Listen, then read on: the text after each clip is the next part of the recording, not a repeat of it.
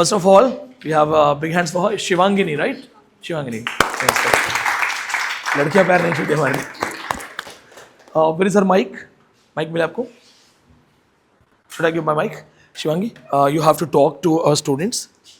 Apply this. अभी हमें मुझे हमेशा ऑनलाइन देखा है ना. हाँ, इसको ऐसे करो. Fix it on your ear and इसको पास ले आओ. बोलो कुछ पास में. Audible है? हाँ. You can hold it. And इसको भी anybody अंकिता उनको ना ऐसे कॉलर पे ऐसे चिपका दो. ये चिपकने वाला है ना.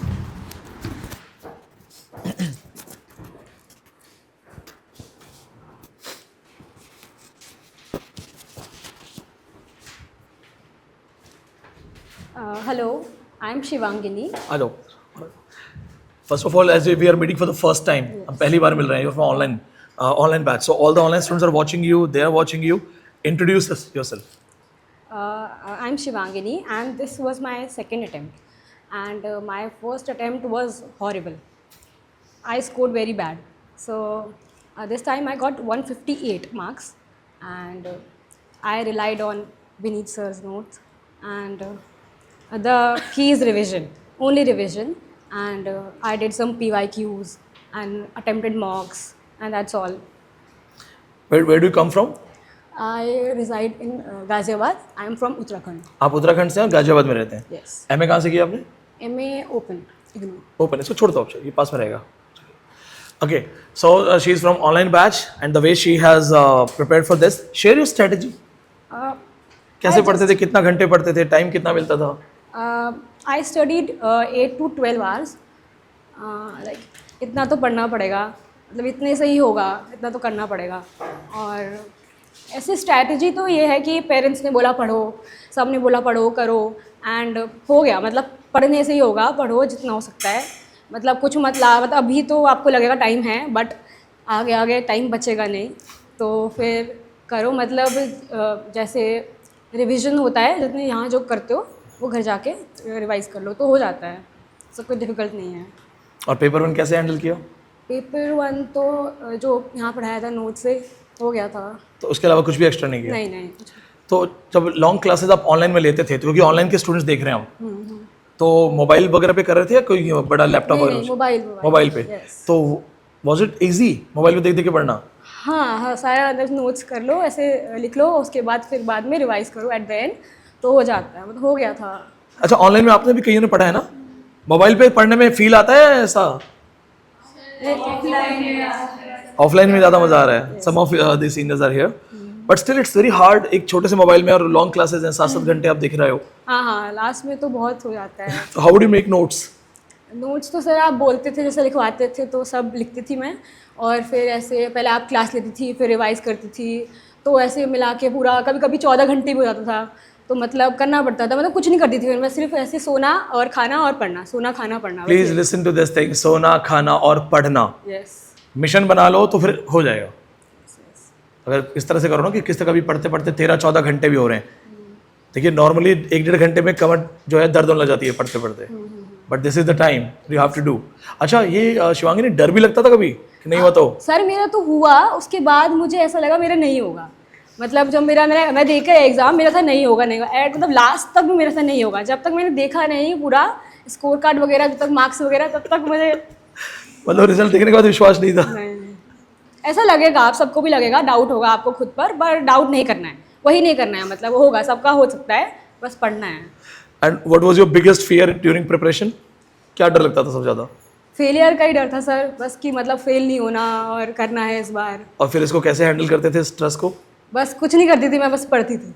बस मतलब क्या होता है कि आप खाली होते हो ना, आप ओवर थिंक करते हो. ओवर थिंक करने के लिए टाइम होना चाहिए, तो आप टाइम ही नहीं रखोगे तो कैसे करोगे? तो बस फिर पढ़ो. That's really a great strategy. Literature में क्या अच्छा लगा? लिटरेचर में तो सर मुझे तो बिल्कुल नॉलेज नहीं थी. मतलब मैं जब मैंने पढ़ना शुरू किया तभी मेरी नॉलेज बढ़ी. मतलब कि अच्छा ये होता है, ऐसे ऐसे पढ़ना होता है. सर के एग्जाम्पल, सर की स्टोरीज़, और सर जो देते हैं बीच बीच में ऐसे, मतलब मोटिवेशन, उससे बहुत हेल्प हुई, बहुत ज़्यादा. मतलब मैंने तो कुछ पढ़ा ही नहीं है सर, आपके नोट्स ही पढ़े हैं सर. अच्छा, उत्तराखंड के स्टूडेंट बहुत जल्दी रिजल्ट निकालते हैं, मैंने देखा है. हमारे पास उत्तराखंड के जितने स्टूडेंट्स आ रहे होते हैं ना, और 99% एग्जाम क्रैक करते हैं. तो कुछ है ऐसा उत्तराखंड में कि मतलब पढ़ने के पीछे पागल? हाँ, देवभूमि है. That's a great thing. Do you have any questions for her? Have any questions? Anyone? Time table, आपका टाइम टेबल कैसा? जैसे आप 14 और 12 आवर्स को लेके चल रहे हो तो उसे कैसे डिवाइड करते थे? जैसे पेपर 1 के लिए और पेपर 2 के लिए, और उसमें बीच बीच में मॉक्स भी लगाना होता था, उसके लिए पर्टिकुलर टाइम अलग से देते थे या उसी में इंक्लूड करके? नहीं, टाइम मतलब देना पड़ता है। ऐसे तो ऐसा होता है ना, जैसे कि आपको अलॉट करना पड़ेगा कि आप इतने पेपर 1 को दोगे, फिर इतना पेपर 2 को दोगे, और फिर उसके बाद आपको अगर लगता है कि आपको मॉक्स देने हैं, मतलब मैंने डे डिसाइड कर रखे थे कि इस दिन मैं दूंगी मॉक्स, इस दिन मैं मतलब ऐसे हफ्ते में मुझे 3 करने ही करने हैं, ऐसा था मतलब शुरू में, है ना, 3 करने ही करने हैं, तो उस हिसाब से मैं करती थी अपने डेट्स।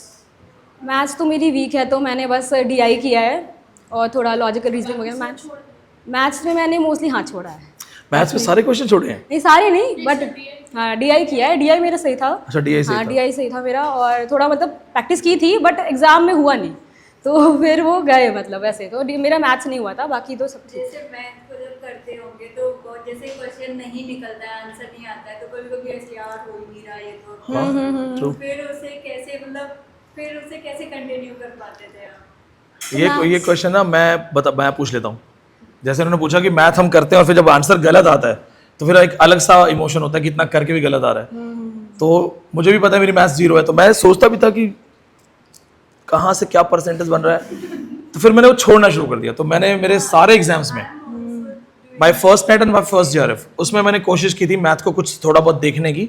उसके बाद मैं ऐसे देखता हूँ मैथ के कहाँ से कहाँ तक क्वेश्चन है हटा दो, वो तो देखने ही नहीं। और मेरा रिकॉर्ड है उसके बाद में DI क्वेश्चन सबसे लास्ट में करता हूँ, सबसे लास्ट में जो मुझे पसंद आता है, डिजिट सही लग रहा है, रिलेटेबल सा लग रहा है, मैं वो टिक मारता हूँ विद होप कि 5 में से 3 तो लगने चाहिए। How did you handle? Maths मैंने प्रैक्टिस की थी, मतलब मैं प्रैक्टिस करके तो गई थी, बट एग्जाम में मेरे आंसर्स नहीं आए थे। तो फिर मुझे लगा था कि जो नहीं आता हटाओ उसे, जो आता है वो करो।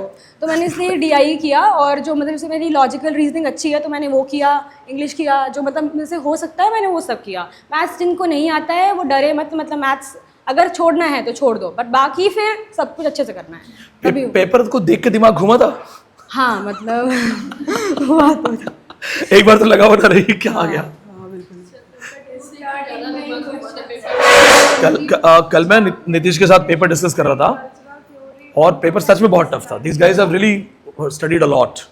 पेपर बहुत टफ था। ब्रिटिश हिस्ट्री, कल्चरल थ्योरी और जितना भी इंडियन है उसको कैसे बांटा था सबको अलग अलग, किस पे कितना टाइम फोकस किया था? सर बताते थे लास्ट में। सर बोलते हैं कि आप पहले का आपने जितना रिवाइज़ किया है उतना रिवाइज़ करके अपने छोड़ दो, अब नेक्स्ट करो, मतलब जो आगे वो पढ़ाएंगे। तो मैंने जैसे क्या किया था कि पहले मेरा जितना रिवीजन हो गया था उतना मैंने कर लिया था। उसके बाद जो सर पढ़ाते जा रहे थे आगे आगे, मैं उसको रिवाइज़ करती जा रही थी, क्योंकि आगे क्या होता है ना, आपके पास टाइम कम पड़ेगा और बहुत ज़्यादा कंटेंट बहुत ज़्यादा होगा, स्टफ पढ़ने के लिए बहुत सारा होगा और टाइम कम होगा।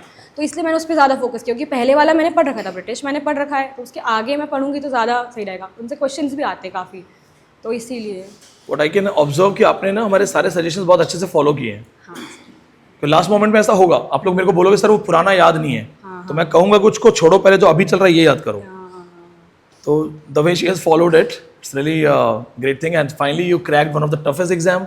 हम लोग कल वो डिस्कस कर रहे थे, मैं नीतीश को भी कह रहा था कि नीतीश ये आम स्टूडेंट के लिए एग्जाम नहीं है। जो ये क्वेश्चन हम कल डिस्कस कर रहे थे, 2-3 question, he had some doubt, so we are talking about this thing. ये जो पेपर पैटर्न अभी बदला है ना, ये टीचर्स को भी आप बिठा दोगे ना तो भी वो आसानी से क्रैक नहीं करेंगे। तो आपको सब पढ़ना है ताकि पासिंग मार्क्स तक तो पहुंच ही जाओ, कुछ भी नहीं तो नेट तो मिनिमम निकल ही जाए। इसलिए पेपर 1 जैसे बता रहे हैं कि उन्होंने डिवाइड करके पढ़ा है, एंड चूंकि सिलेबस बहुत बड़ा है तो 12-13 आवर्स, खास करके जो ऑफलाइन में यहाँ रह के पढ़ रहे हैं, हॉस्टलर्स हैं। आप कैसे फैमिली में रहते हो कि हॉस्टल में रहते हो? फैमिली में। तो आपको पूरा टाइम मिल जाता था? हाँ, मतलब उन्होंने सपोर्ट किया था। तो इस तरह का कुछ ऐसा हो जाए, ज़्यादा से ज़्यादा टाइम दे पाओ, क्योंकि चैंपियन को हर चीज़ कवर करनी होती है, सब देखना पड़ता है।